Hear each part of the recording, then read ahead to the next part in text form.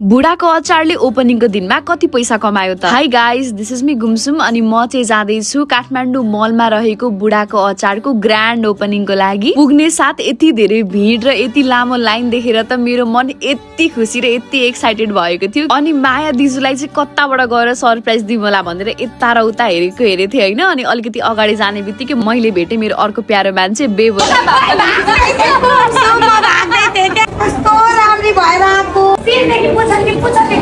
त्यसपछि फाइनली भेटेँ मैले माया दिजुलाई। माया दिजुको लागि म यति खुसी भइरहेको थिएँ, नाचिरहेको थिएँ, कति धेरै फुल लिएर गएको थिएँ दिजुको लागि। तर एक्चुअलीमा दिजुको लागि भनेर यहाँ कहाँदेखि कति धेरै मान्छे आउनु भएको थियो। त्यो देखेर हामी दिदी बहिनी एकछिन इमोसनल पनि भयौँ। अनि यो बुढाको अचार नेपालको one of the renowned and biggest brand भएको इतिहास पनि म आफै लाइभ हेर्दै थिएँ। यति मात्र नभएर चाहिँ आज यति धेरै भिड भएको रहेछ ओपनिङको दिन। यहाँ लिटरली पुलिसहरू सेक्युरिटी दिनको लागि आउनु भएको रहेछ र मान्छे नेपालका विभिन्न जिल्लाहरूबाट, विभिन्न सहर र विभिन्न ठाउँबाट कति दिनदेखि आएर ओपनिङमा भ्याउने गरी वेट गरेर भिजिट गर्नको लागि बसिराख्नु भएको रहेछ। अनि यसरी धेरैजनाको कथा कहानीहरू सुन्दै थिएँ, ओर्दै थिएँ, कस्तो इमोसनल भइरहेको थिएँ म पनि। अनि दिजुको लागि म एकदमै खुसी छु। अनि अर्को कुरा, बुढाको अचारले पहिलो दिन कति कमायो भनेर मैले भिडियोमा स्टार्टिङमा भनेको थिएँ। सो म जाँदाखेरि चाहिँ आज ओपनिङको लागि लिएर आएको अचार सबै सकिसकेको थियो। अब तपाईँहरू आफै जोड्न थाल्नुहोस् ओपनिङको दिन कतिको व्यापार भयो होला भनेर। अनि बुढाको अचार खानु भएको छ कि छैन कमेन्टमा भन्नु होला है त।